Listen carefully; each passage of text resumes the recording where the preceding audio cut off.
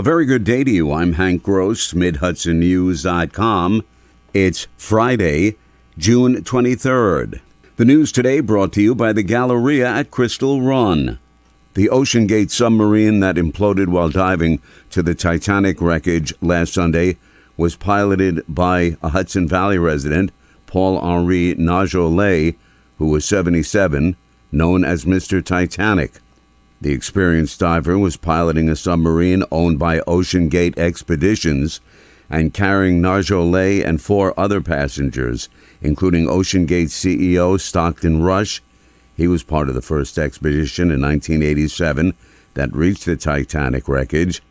In January of 2022, Mr. Titanic relocated to Dutchess County from the town of Kent in neighboring Connecticut after he purchased a home on almost 3 acres on Route 292 in the Pauling hamlet of Holmes. He purchased the property for $1.5 million.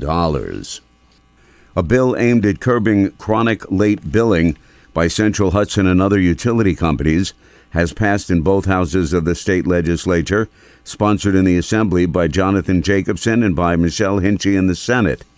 Jacobson says the measure will provide another consumer protection.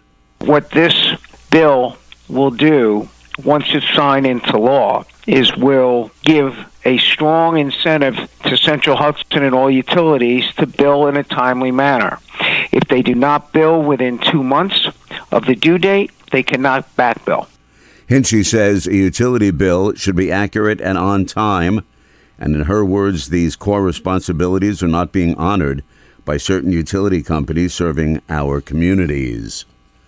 Gangjing World, a family-friendly social media company, has relocated its offices from California and Texas to the city of Middletown. Some 200 employees are expected to be working at the new Fulton Street offices. The company describes its mission as one, to create a clean world platform of knowledge and information free of corruption and provocative content. Its vice president for business, Sherry Jin, said the platform will promote an online culture of care, kindness, and mutual respect, similar in design to YouTube. Our goal is to create a truly positive, vibrant digital community filled with wholesome content, free from violent, sexual, criminal, and harmful content.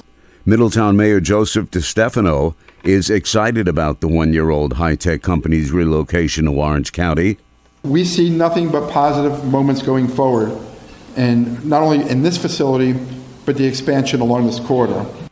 Orange County Economic Development Director Stephen Gross said the company's location in Middletown will promote next-generation economic opportunities to the county. More news right after this. Find over 100 retailers allowing you to spend hours shopping safely at the Galleria at Crystal Run. Enjoy the big brands and the diverse selection of family-owned stores all in one location.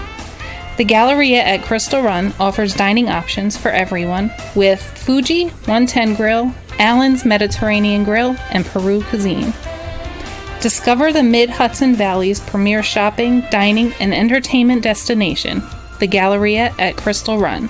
For more information, follow us on Instagram, Facebook, or visit GalleriaCrystalRun.com.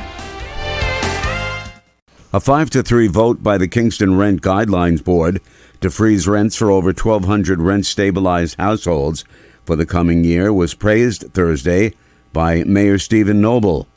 The board's action came one day before and months after last November's 15% rate reduction, which is being challenged in court right now.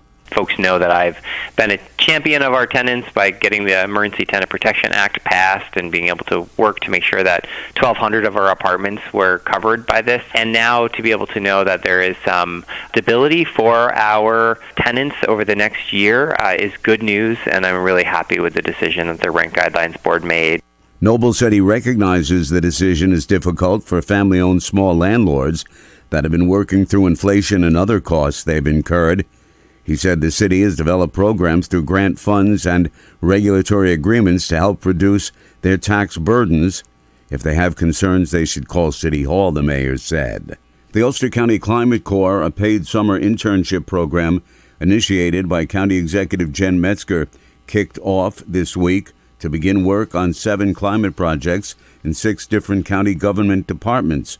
The intern projects will help advance the county executive's climate agenda.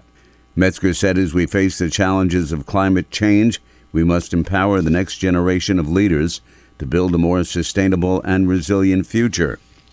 A 2-year-old child died yesterday at the family residence on Salt Point Turnpike in Pleasant Valley after falling into a septic tank on the property.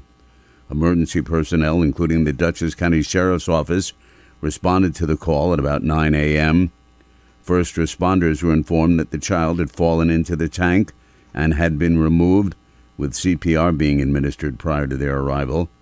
The first responders took over the life-saving measures and transported the child to Mid-Hudson Regional Medical Center in the town of Poughkeepsie, where the child was pronounced dead, authorities said. 21 city youth and 5 staff members from Nubian Directions went through emergency training Thursday to be able to help in time of need. Most of the young participants reside in the troubled areas of Poughkeepsie's north side. Nubian Directions 2 in Poughkeepsie has spent 29 years offering educational programs, workforce development, youth employment, and skills training for urban youth.